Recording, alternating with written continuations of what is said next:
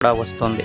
తమిళంలో తిరువన్నామలై అంటారు. తిరు అనగా శ్రీ, అన్నామలై అనగా పెద్ద కొండ అని విశ్లేషణ ఉంది. ఇది చాలా గొప్ప పుణ్యక్షేత్రము. ఈ పుణ్యక్షేత్రాన్ని మనం నోటి ద్వారా అనుకున్నంతనే మనకి ముక్తి వస్తుంది.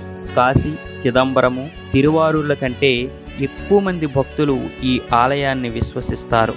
అరుణాచలం వేద పురాణాలలో కొనియాడబడ్డ క్షేత్రము.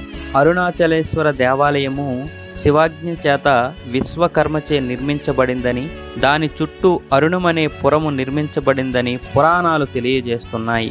అక్కడ జరగవలసిన పూజా విధానమంతా గౌతమ మహర్షి శివాజ్ఞ చేత ఏర్పాటు చేశారని అరుణాచల మహాత్మ్యంలో తెలుస్తోంది.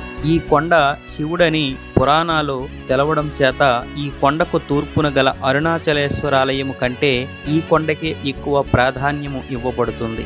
ఇది జ్యోతిర్లింగమని కూడా